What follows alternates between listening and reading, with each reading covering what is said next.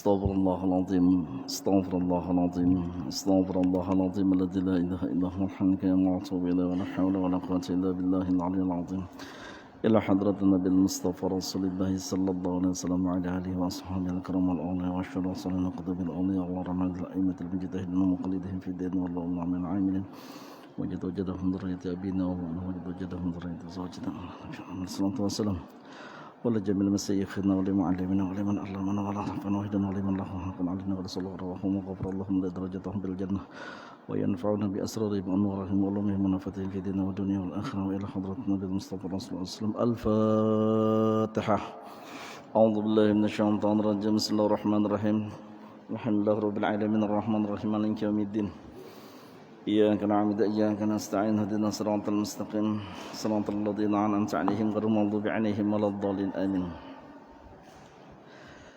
على رسول الله سيدنا ومولانا محمد بن عبد الله وعلى آله وصحبه ومن تبعه إلى يوم القيامة أما بعد فإن أصدق الحديث كتاب الله وخير الهدي هدي محمد صلى الله عليه وسلم ومحدثة الأمور بدعة وكل بدعة ضلالة وكل ضلالة في النار. سبحانك لا علم لنا إلا ما علمتنا إنك أنت العليم الحكيم ولا حول ولا قوة إلا بالله العلي العظيم. قال ربي اشرح لي صدري ويسر لي أمري واحلل عقدة من لساني يفقهوا قولي ربي يسر ولا تعسر ربي تمم بالخير وبجدنا علم آمين. Alhamdulillah, segala puja dan puji syukur kita kepada Allah Subhanahu wa taala. Salawat dan salam tercurah selalu kepada junjungan Nabi kita Muhammad sallallahu alaihi wasallam. Allahumma shalli wa barik alaihi. Bapak dan Ibu, saudara sekalian yang dimuliakan oleh Allah Subhanahu wa taala. Alhamdulillah kita dapat berkumpul kembali meskipun barusan kita dilanda hujan yang lebat, suasana yang dingin, namun tidak menyurutkan niat kita untuk menuntut ilmu dan berhadir di majelis yang mulia ini pada Masjid Baitur Rahman. Mudah-mudahan Allah SWT memberkahi langkah-langkah kita, mengampuni dosa-dosa kita dan dosa kedua orang tua kita, istri kita dan anak-anak keturunan kita, dan selalu diberikannya hidayah serta rahmat dalam karunia setiap hari kepada diri kita, anak istri kita dan seluruh keluarga kita. Amin ya rabbal alamin. Kita mulai pertemuan kita pada malam hari ini dengan niatan Bismillahirrahmanirrahim. Nawaitu an a'takifa fi hadzal masjid sunnatan lillahi ta'ala. Dalam hati kita sahajaku beriktikaf di masjid ini sunat karena Allah Ta'ala. Bapak dan Ibu saudara sekalian yang dimuliakan oleh Allah Subhanahu wa taala.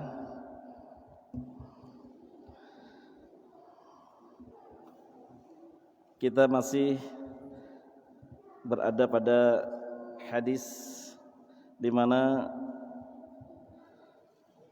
diceritakan atau diriwayatkan daripada kemuliaan-kemuliaan para sahabat saat mereka menyertai baginda Rasulullah sallallahu alaihi wasallam pada peperangan Badar. Dan itu hadis yang berapa tadi? Abdullah bin Umar 8 jempet. Enggak jempet 1608.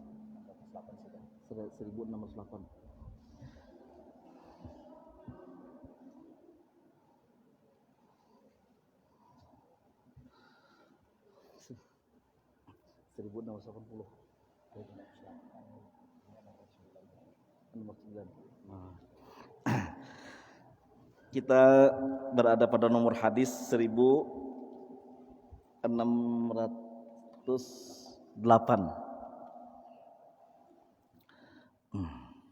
Ya, 1608.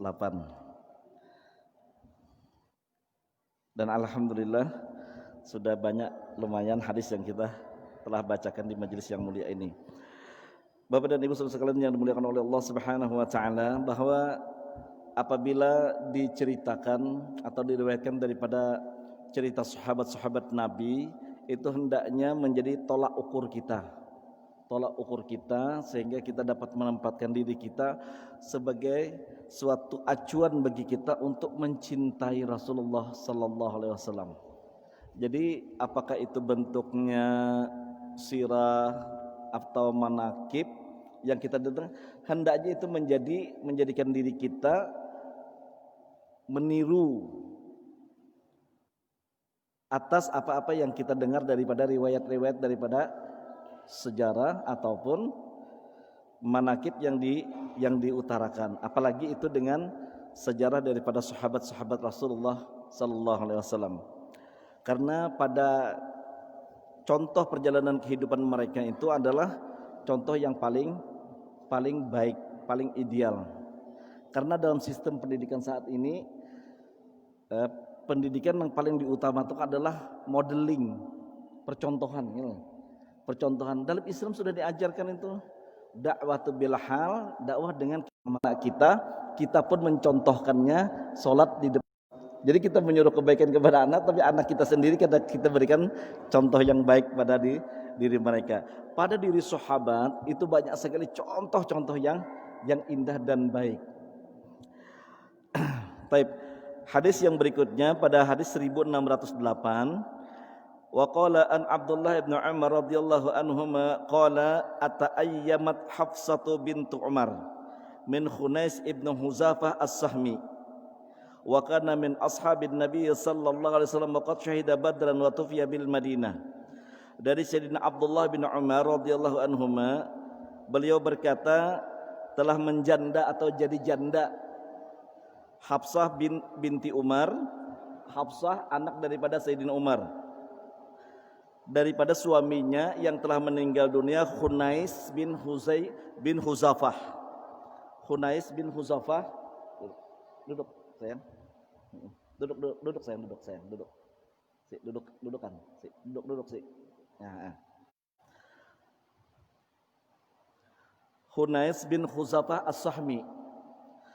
Jadi wa kana min ashabin Nabi sallallahu alaihi wasallam, beliau adalah sahabat Nabi sallallahu alaihi wasallam dan beliau telah ikut dalam peperangan Badar. Taib.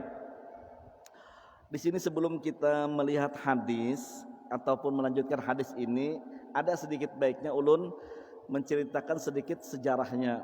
Di sini ada dua tokoh yang kita lihat. Pertama Hafsah binti Umar atau Hafsah anak daripada perempuan Sayyidina Umar ibn Khattab radhiyallahu an. Yang kedua Khunais bin Huzafah. Khunais bin Huzafah as-Sahmi, istri atau suami daripada Sayyidatuna Hafsah. Jadi pertama Khunais dulu. Siapa Khunais? Khunais adalah salah seorang sahabat Nabi dari kabilah Quraisy juga, daripada suku Sahm di Makkahul Mukarramah. Dia orang yang sangat pemberani dan orangnya gagah berani. Saat ketika dia mendengar dakwah daripada baginda Rasulullah SAW, beliau beriman kepada Rasulullah SAW dan beliau ikut hijrah ke Habsyah atau Habsi. Pada hijrah yang pertama beliau ikut hijrah. Beberapa tahun di Habsyah, beliau kurang lebih 4 tahun di sana. Beliau balik ke Mekah. Balik ke Mekah, beliau kemudian berkunjung ke tempat daripada Sayyidina Umar ibn Khattab radhiyallahu an. Saat ketika berkunjung ke rumah Sayyidina Umar ibn Khattab radhiyallahu an, beliau melihat anak beliau yang bernama Hafsah binti Umar. Melihat kecantikannya,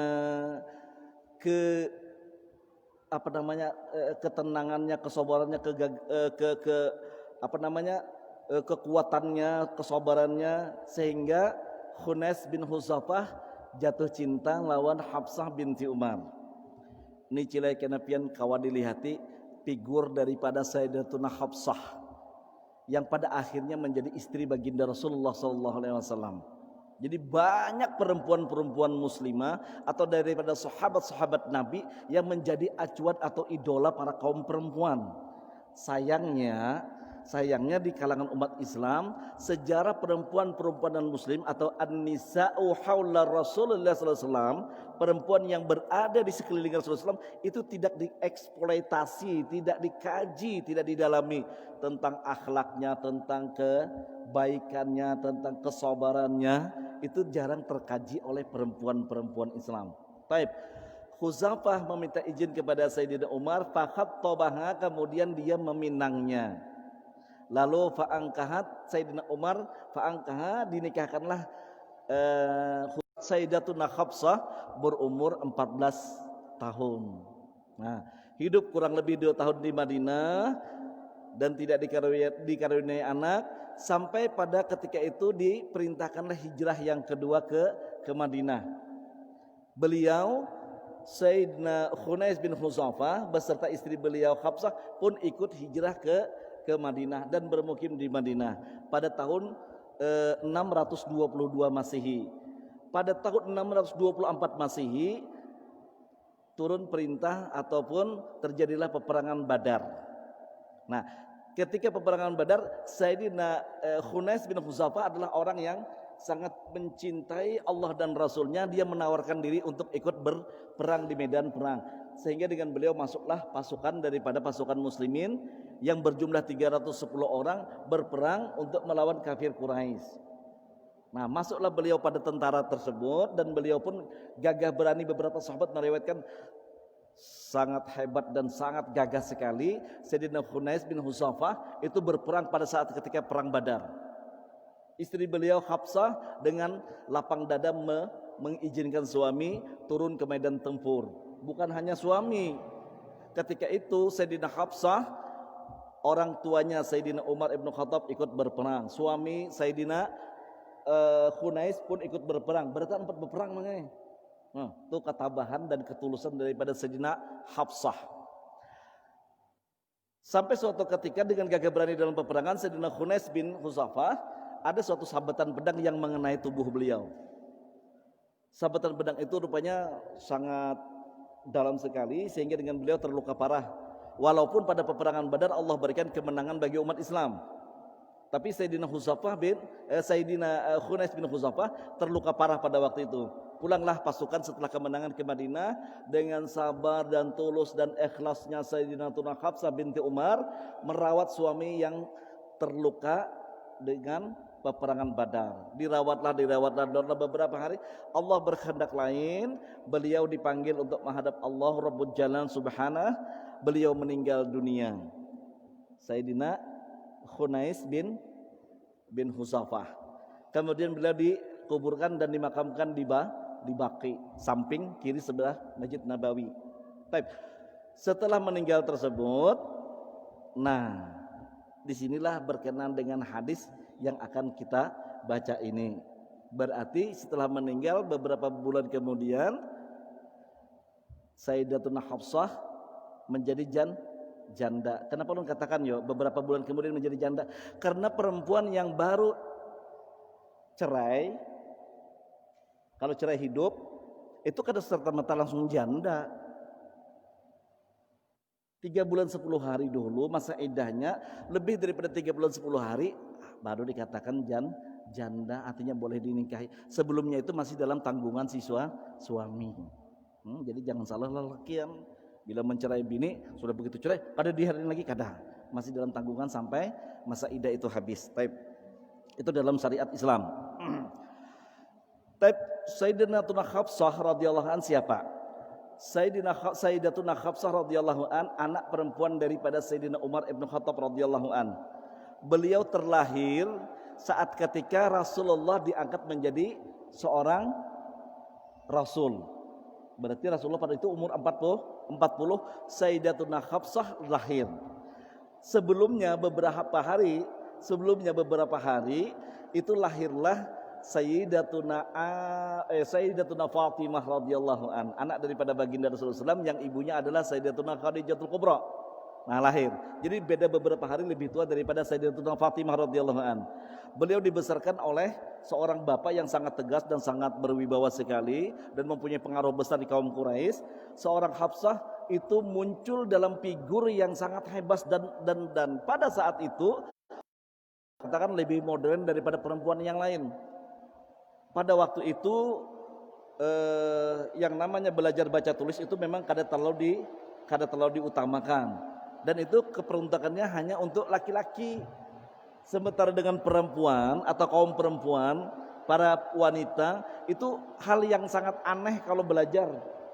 Sayyidatuna Hafsah binti Umar itu sudah belajar dengan kepintaran, kejeniusan dan kehebatan pemikirannya.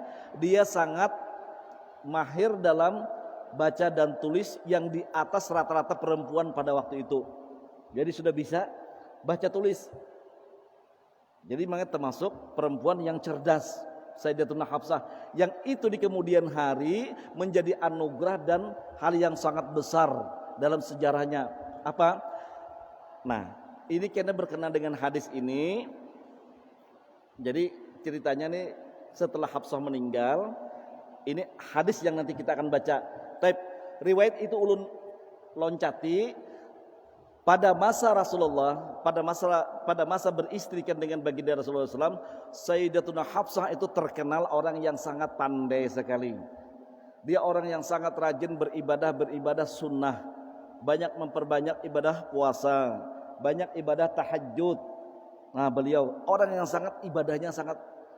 Dan ketika wafatnya Rasulullah, dengan sabar dan taatnya beliau beribadah kepada Allah, kemudian oleh Sayyidina Abu Bakar As-Siddiq radhiyallahu anhu sebagai khalifah pertama pengganti Rasulullah, diperintahkanlah kepada para sahabatnya untuk mengumpulkan Al-Quran, lembaran-lembaran Al-Quran.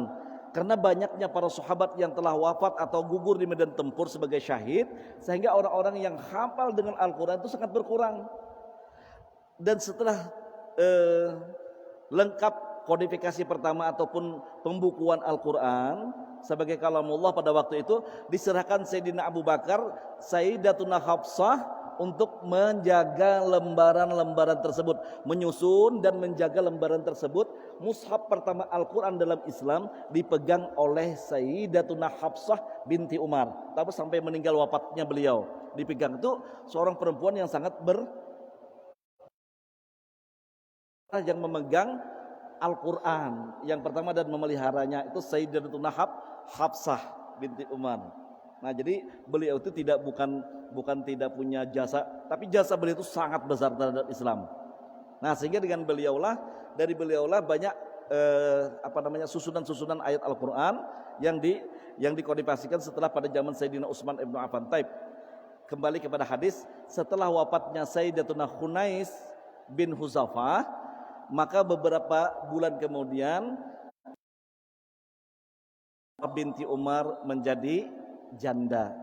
Hal ini diceritakan oleh sanak beliau yang bernama Abdullah bin Umar. Dalam hadis ini Abdullah bin Umar menceritakan tentang kejadian antara Sayyidina Umar dan anak beliau yang bernama Hafsah atau sanak sidin seorang.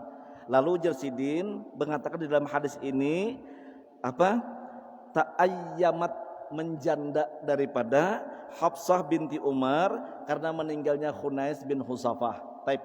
Setelah wafatnya Khunais bin Huzafah, janda daripada anak Sayyidina Umar tersebut, Sayyidina Umar melihat putrinya yang baru berumah tangga selama 4 tahun dengan Khunais dan tidak dikaruniai anak, merasa sedih. Padahal orangnya yang namanya Sayyidatuna Hafsah itu cantik jelita minta ampun. Kecantikannya itu terkenal, sangat elok rupa dan sangat elok budi pekertinya, kokoh dalam pendirian, kuat dalam keyakinannya. Itu Sayyidatuna Hafsah radhiyallahu an. Nah, melihat anaknya menjanda pada umur yang sangat muda, pada umur 18 tahun, Sayyidina Umar ada sedikit rasa haru. Mungkin ini kayak apa nih anak nih janda nih, sudah kayak apa kalau carikan jodohnya, kan kayak itu manglah sebagai orang tua supaya ia berteman dan kada kesunyian. Kemudian setelah merasa yang demikian, Sayyidina Umar apa yang dilakukan? Qala Umar, berkata Sayyidina Umar, falaqitu Utsman ibn Affan. Lalu Sayyidina Umar menemui Sayyidina Utsman ibn Affan, menjumpai beliau radhiyallahu an. Fa'aradtu alaihi Hafsah, dan aku coba fa'aradtu menawarkanlah, menjodohkan. Bahasanya kalau menawarkan itu kan kayak barang, menjodohkan. Jadi aku ingin menjodohkan anakku Hafsah dengan Sayyidina Utsman ibnu Affan. Wahai Sayyidina Utsman ibnu Affan, Khunais bin Huzafah telah meninggal daripada suami anakku Hafsah. Bagaimana kalau Hafsah aku jodohkan lawan ikam? Apa jadi Sayyidina Umar? In syi'ta faqultu in syi'ta. Jadi Sayyidina Umar, jika engkau berkeinginan ingin menikahinya, ankahtuka, aku akan nikahkan engkau Hafsata binta Umar, anakku Hafsah binti Umar itu akan kunikahkan dengan engkau hai Utsman bin Affan. ditawarkan lawan kawan. Apa kita hendak dinikahkan. Tapi apa yang terjadi? Qala sa'anzuru fi amri, aku telah menanti-nanti menunggu-nunggu jawaban Sayyidina Utsman ibn Affan. Pada bistu layali, dan aku menunggu beberapa malam tidak ada jawaban. Faqala, berkata Sayyidina Utsman, qad badali alla atazawwaja yaumi hada, sungguh aku tidak akan memperistrinya pada hari-hari seperti saat ini. Aku kada kawa ulun kada kawa wahai Sayyidina Umar, ulun kada kawa mengawini anak pian lah, kada kawa menikahinya. Nah, kada kawa menikahi bukan berarti kada hakun. Ini mengenai anak Sayyidina Umar, Hafsah, orang cerdas, baik budi pekertinya, cantik jelita, bagus orangnya. Siapa yang kada tertarik dengan Sayyidatuna Hafsah? Banyak yang lain hendak, tapi kan seorang perempuan yang hebat akan dijodohkan dengan jodoh yang hebat pula. Sayyidina Umar menawarkan dengan Sayyidina Utsman, tidak dijawab oleh Sayyidina Utsman dan bahkan ditolak oleh Sayyidina Utsman dengan lembutnya, pada hari-hari seperti ini saya tidak dapat menikahinya. Baik. Kemudian Sayyidina Umar berkata, qala Umar falaqitu Abu Bakar, lalu aku menjumpai sahabatku Sayyidina Abu Bakar. Sayyidina Abu Bakar datang lagi ke tempat Sayyidina Abu Bakar. Faqultu in syi'ta ankahtuka Hafsah binti Umar, fasammat Abu Bakar falam yarji ilayya syai'an. Sesampainya di tempat Abu Bakar Siddiq radhiyallahu an, Sayyidina Umar berkata, wahai Sayyidina Abu Bakar, pian hendakkah menikah dengan anak ulun yang bernama Hafsah binti Umar? Ini bukan berarti kada payu, malah ditawarkan itu. Siddiq ingin menjodohkan dengan orang-orang yang hebat. Dengan orang-orang yang hebat. Ditawarkan kepada Sayyidina Abu Bakar Siddiq radhiyallahu anhu, wahai Sayyidina Abu Bakar, pian hendak menikah dengan anak ulun namanya Hafsah yang bernama Hafsah binti Umar. Jikalau pian ingin ankah tuka, nanti ulun akan nikahkan dengan pian. Pasamata, terdiam Abu Bakar. Sayyidina Abu Bakar kada kau berucap, berdiam, kada memberikan jawaban. Falam yaji ilayya syai'an, tidak memberikan jawaban sedikit pun kepada ujar Sayyidina Umar. Fakuntu alaihi aujada minni ala Utsman, kejengkelanku, kedongkolanku dengan Sayyidina Abu Bakar itu melebihi daripada kejengkelanku daripada Sayyidina Utsman. Sayyidina Utsman masih mengatakan, wahai Sayyidina Umar, ulun kada kau menikahi pada saat seperti ini. Sayyidina Abu Bakar diam 1000 bahasa tidak menjawab, berdiam aja Sidin. Falabistu layali, sampai aku menunggu beberapa malam pun Sayyidina Abu Bakar Siddiq radhiyallahu an kada pandar apa-apa. Jadi ini anak ditawarkan, ini orangnya cantik, mengajaknya kada bungas, cantik jelita. Dalam riwayat itu masya Allah tabarakallah, Hafsah anak Sayyidina Umar itu sangat cantik jelita orangnya. Baik. Kemudian dengan kegundahan yang seperti itu, Sayyidina Umar radhiyallahu anhu datanglah ke tempatnya Rasulullah. Ya Rasulullah, ulun, anak ulun yang bernama Hafsah binti Umar telah ditinggal wafat suaminya yang bernama Hunais bin Huzafa dalam perang Badar ya Rasulullah. Sekarang dia jadi janda ya Rasulullah. Ulun coba datang kepada Sayyidina Utsman untuk dinikahkan, Sayyidina Utsman menolak ya Rasulullah. Ulun pun datang kepada Sayyidina Abu Bakar, Sayyidina Abu Bakar diam 1000 bahasa tidak memberikan jawaban. Bagaimana ya Rasulullah? Fakhatabaha Rasulullah sallallahu alaihi wasallam. Rasulullah langsung meminangnya. Apa aja Rasulullah?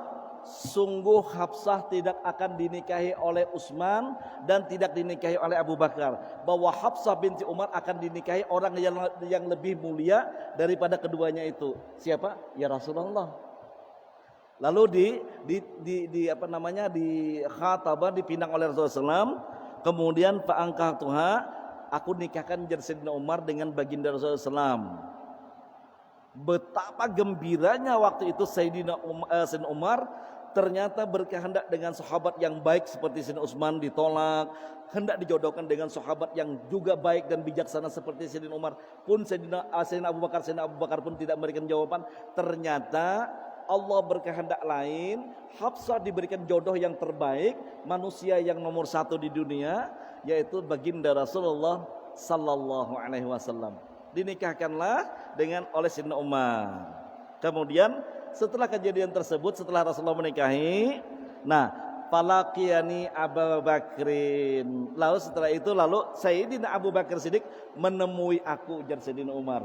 Nih klarifikasi, menjelaskan kenapa Sayyidina Abu Bakar kadang hendak berpender, kadang hendak memberikan jawaban. Kenapa? Nah, ujar Sayyidina Abu Bakar, faqala, berkata Sidin, la'allaka wajadta alayya hinna aradta alayya Hafsah falam arji' ilaika. Wahai Umar, ketika ikam datang kepadaku dan ikam ingin menjodohkan aku dengan Hafsah, tapi aku tidak memberikan jawaban, mungkin engkau jengkel sekali dengan aku.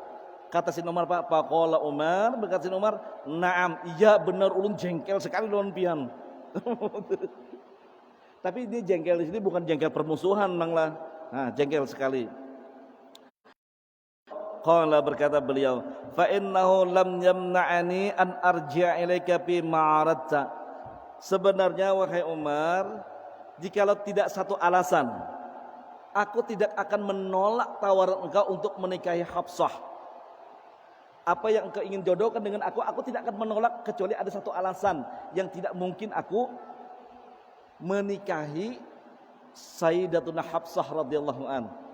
Alasan tersebut lalu sering katakan illa anni, kecuali alasanku bahwasanya aku qad alimtu, sungguh aku mengetahui, jar Sayyidina Abu Bakar, anna Rasulullah sallallahu alaihi wasallam qad zakaraha. Rasulullah itu sering curhat lah, bahasa kita ini malah berbicara dengan aku, jar Sayyidina Abu Bakar. Rasulullah sering menyebut keelokan dan kerupawanan daripada Sayyidatuna Hafsah. Rasulullah, bahasa kita ini, jatuh hati dengan Sayyidatuna Hafsah.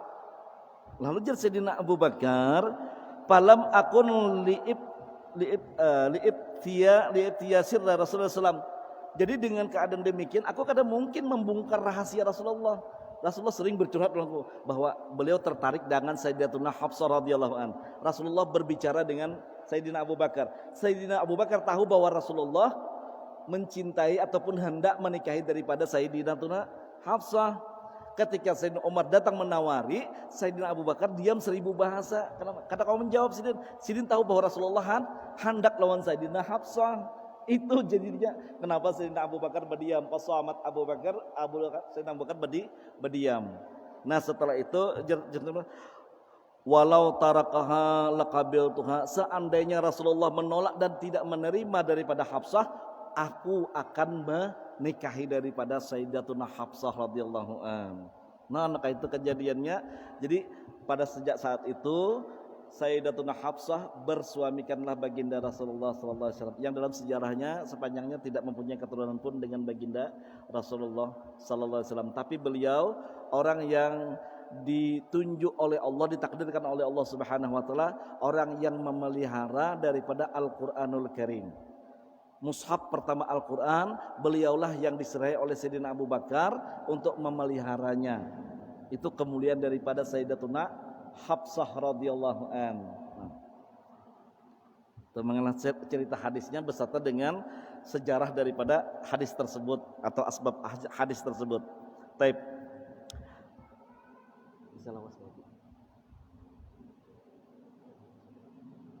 Taib. Hadis berikutnya, wa qala an Abi Mas'udin radhiyallahu an al-Badri.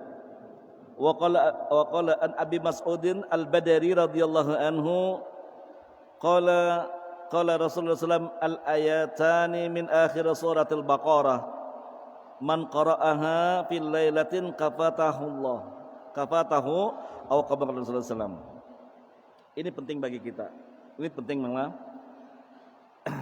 Dari Sayyidina Abi Mas'ud radhiyallahu an, beliau berkata, Rasulullah sallallahu alaihi wasallam bersabda, al-ayatani, dua ayat min akhir suratil Baqarah, dari akhir surah Baqarah, man qara'ahuma, orang yang membaca kedua ayat tersebut, fil lailatin, pada malam hari, kafatahu, Allah berikan perlindungan kepada orang tersebut. Allah jaga orang tersebut. Allah cukupkan dengan perlindungan kepada diri hamba yang membaca tersebut. Apa ayat tersebut? Oleh ulama, oleh guru-guru kita bahari, secara tidak kita ketahui ternyata kita diberikan sajian amaliyah itu. Tapi bagi orang-orang yang sering berjamaah dan orang-orang yang mempunyai wiritan, itu terbaca ayat tersebut. Apa? Ayatani min akhir suratul Baqarah, 2 ayat setelah surah akhir Baqarah. Amanar rasulum bima unzila ilaihi, dan sampai al-kafirun. Membaca itu pada malam hari sekali, Allah Ta'ala berikan perlindungan kepada orang tersebut. Dan kita biasanya pada malam hari, awal daripada malam maghrib, kita membaca wirid panjang. Di antaranya amanah rasulun bima unzila min rabbi wal mu'minun kullun amana billah, dan seterusnya sampai ulaikumul kafirun. Kita membaca pada wirid panjang, dan kita mendapatkan perlindungan daripada Allah Subhanahu wa taala. Dan apabila dibaca pada pagi hari atau menjelang siang, menjelang masuknya daripada waktu siang, tengah hari, pagi hari, Allah akan berikan kecukupan dan pengamanan padanya sepanjang hari. Itu sangat bermanfaat bagi kita. Makanya kalau orang-orang mengatakan wirid itu bid'ah, sangat salah sekali. Sangat salah sekali. Rasulullah itu menganjurkan kita untuk berwirid. Bang, kenapa kita baca itu bang setelah sholat yuk? Karena pada hari-hari biasa atau pada waktu-waktu umum, kita kadang-kadang lupa membaca-baca kayak ini. Nah, maka disajikanlah wiridan setelah sholat dengan rangkaian-rangkaian dan dukungan beberapa hadis. Ulama menyusunkan wirid atau bacaan yang dibaca setelah sholat. Jadi banglah, lalu apa sebenarnya yang dikerjakan oleh Rasulullah SAW ketika selesai daripada sholat? Kan biasanya kita ilmu harus bersandarkan kepada perbuatan daripada baginda Rasulullah SAW. Saat itu tidak kita ketahui, makanya kadang-kadang orang langsung berdiri, langsung berjauh. Assalamualaikum warahmatullah, assalamualaikum warahmatullah, langsung buka. Ternyata Rasulullah kadang kaya itu menggambarkan ibadahnya. Nah, makanya jalan pentingnya kita mengetahui dukungan-dukungan hadis atau landasan hadis dalam setiap ibadah kita. Seperti yang diriwayatkan oleh Sayyidina Thauban, dari Sayyidina Thauban bahwa Sayyidina Aisyah radhiyallahu anha meriwayatkan, kana Rasulullah sallallahu alaihi wasallam idza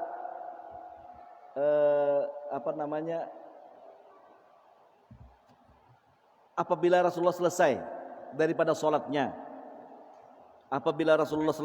sholatnya,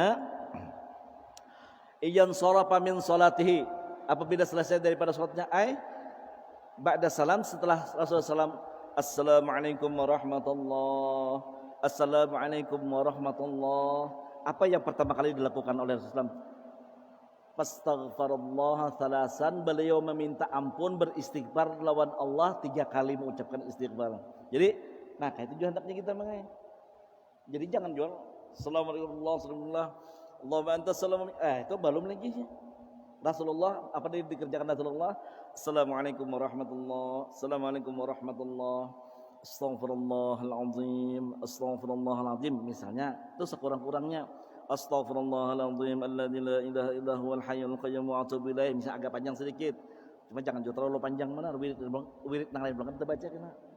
Ya astaghfirullahaladzim alladzi la ilaha illa huwal qayyum wa atubu ilaih, astaghfirullahaladzim alladzi la ilaha illa huwal hayyul qayyum wa atubu ilaih. Kemudian jar Sayyidatuna Aisyah radhiyallahu anha, Rasulullah membaca Allahumma antas salam wa minkas salam wa ilaika ya'udus salam fahayyina rabbana bis salam wa adkhilna jannata darus salam tabarak rabbana wa alaita ya dzal jalali. 2 amalan tersebut jangan kita tinggalkan. Rasulullah pernah paling sedikit duduk membaca 2 ayat tersebut, kemudian Rasulullah berjalan. Jadi kita mun handak juga ada keperluan yang mendadak cepat benar, ada kawa kita segera. Contoh misalnya sembahyang di perjalanan, di batutung sembahyang itu taksir menunggui sudah anak berangkat. Nah, sakodang astagfirullahaladzim, astagfirullahaladzim, Allahumma antas salam wa minkas salam wa ilaika ya'udus salam fahayyina rabbana bis salam wa adkhilna jannata darus salam tabarak rabbana wa alaita ya dzal jalali wal ikram. Ayo, setelah itu berjalan enggak ada apa-apa lagi. Boleh aja lagi membaca tasbihnya yang 33 itu waktu berjalan, Kenapa? Uzkurullaha qiyaman wa qu'udan wa ala dhunubikum. Ingat kepada Allah, zikir kepada Allah, apakah itu dengan ucapan la ilaha illallah ataukah dengan tasbih? Qiyaman waktu kita berdiri, wa qu'udan waktu kita berduduk, wa ala dhunubikum dan atas belakang kita waktu berabah. Jadi itu memungkinkan kita untuk berzikir kepada Allah Subhanahu wa taala. Jadi mangla sakurang-kurang kali betutung sembahyang tadi saat kurang-kurangnya astagfirullahalazim astagfirullahalazim astagfirullahalazim atau panjangnya sing astagfirullahalazim alladzi la ilaha illa huwal hayyul qayyum wa atubu ilaih. Kemudian baca Allahumma antas salam wa minkas salam wa alaika ya rasulullah bahina rabbana bisalam wa adkhilna jannata darussalam tabaraka rabbana wa anaita ya dzal jalali wal ikram. Nah, wirid yang lain itu banyak tambahan. Barang siapa yang membaca ayat kursi setelah sholat, barang siapa membaca tasbih 33, tasbih subhanallah 33, alhamdulillah 33, Allah akbar 33, Allah itu daripada riwayat-riwayat hadis mungkin pada kesempatan lain karena kita akan ungkapkan. Jadi banyak yang dikarang oleh ulama itu memang berdasarkan daripada Rasulullah SAW. Tapi apakah mengangkat tangan atau kada itu terserah pian. Jadi ulama banyak meriwayatkan kalau dengan doa Rasulullah selalu mengangkat tangan. Kalau pian baca daripada hadis riwayat tentang Allahumma antas salam itu rasa-rasanya pian rasanya kadang mungkin kadang mengangkat tangan rasanya. Ulun aja pribadi lah, ulun pribadi. Rasa-rasanya itu dengan artinya Allahumma antas salam, ya Allah pian yang mempunyai keselamatan. Allahumma antas salam, pianlah yang maha penyelamat. Wa ilaika ya'udus salam, dan kepada engkaulah ya Allah seluruh keselamatan. Sampai kita meminta wa adkhilnal jannata darussalam, ya Allah masukkan ulun ke dalam surga yang bernama Assalam.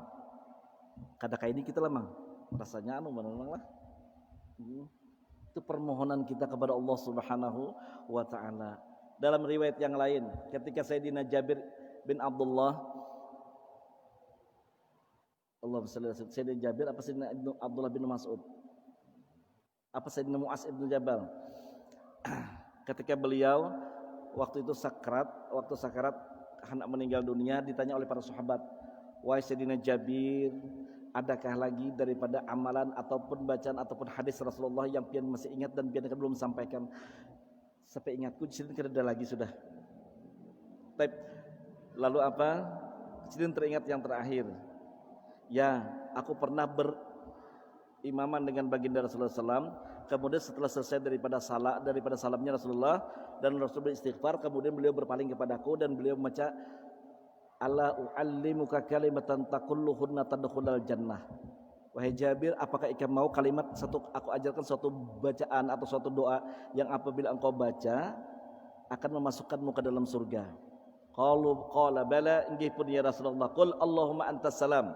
Baca Allahumma antas salam wa minkas salam wa ilaika ya salam. Rahina rabbana bisalam wa adkhilnal jannata darussalam tabarakta rabbana wa alaita ya dzal jalali wal ikram. Apakah aku kabarkan dengan para sahabat lain? La, jangan ya Rasulullah. Kalau mereka mengetahui ini cara mereka membaca doa itu dan tidak sholat lagi. Nah, jadi itu yang diingat daripada Sayyidina Jabir. Begitu besarnya doa Allahumma antas salam itu diajarkan oleh Rasulullah sallallahu alaihi wasallam langsung. Bahkan bukan hanya selesai daripada sholat, bisa aja pian waktu pian membaca doa selamat dibuat Allahumma antas salam wa minkas salam, itu doa itu bisa dibaca kapan saja. Baik. Kita teruskan.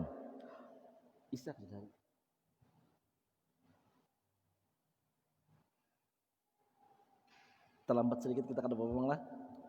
Wa qala anil Miqdad ibnu Amr Al-Kindi Khalifah Bani Zuhrah adalah Miqdad bin Amr bil Al-Kindi daripada Khalifah Bani Zuhrah. Di Miqdad bin Amr ini seharusnya ulun ungkapkan bang siapa Miqdad bin Amr nih. Sekelumit aja supaya pian tahu siapa Miqdad. Miqdad bin di sini Miqdad bin Amr Al-Kindi. Dalam riwayat lain ada Al-Miqdad bin Aswad Al-Kindi. Ini namanya bujur, kedua-duanya bujur. Jadi yang asalnya abah beliau adalah Amr Al-Kindi, beliau orang Yaman. Setelah ada perkelahian dan beliau melukai musuh, beliau lari ke Beliau bermukim di sana setelah mendengar dakwah baginda Rasul, beliau beriman kepada Rasulullah SAW. Jadi setelah beriman dan beliau adalah orang yang sangat taat dan sangat setia dengan baginda Rasulullah SAW. Dan beliau berjumpa dengan salah seorang ketika itu dengan seorang yang bernama Aswad daripada kaum kafir Quraisy, daripada orang Quraisy yang juga merupakan sahabat Rasulullah SAW. Nah, saking senangnya dia bersahabat dengan Miqdad, Aswad berkata, sejak hari ini saya mengangkat Miqdad sebagai anak saya. Jadi sahabat yang lain akhirnya mendengar dan melihat. Di situ dikenallah Miqdad bin Aswad Al-Kindi. Nah, sebenarnya bukan bin Aswad. Aswad itu adalah ayah angkatnya. Yang benarnya adalah Al-Miqdad bin Amr Al-Kindi. Yang waktu itu dihirii ataupun sangat dihiri oleh Sayyidina Abdullah ibnu Mas'ud. Yang dalam riwayat mungkin dalam hadis yang pernah lewat, kita di hadis nomor berapa dikit lagi. Itu pernah begini, saya sangat iri dengan Miqdad Al-Kindi. Dia pernah berkata di saat Rasulullah SAW sedang mengajak kaum muslimin untuk berperang melawan kafir Quraisy atau musyrikin pada perang Badar. Apa Miqdad berkata kepada Rasulullah SAW, ya Rasulullah, kami tidak sebagaimana pengikut-pengikut Nabiullah Musa yang dia mengatakan idhab anta wa rabbuka, sekarang engkau berangkat dengan Tuhanmu, berangkat ke medan perang. Tidak ya Rasulullah, kami akan berperang dengan pian ya Rasulullah, kami akan menyertai pian ya Rasulullah, di depan pian, di samping pian dan belakang pian ya Rasulullah. Kami berperang bersama pian ya Rasulullah dan ikut setia dengan pian ya Rasulullah.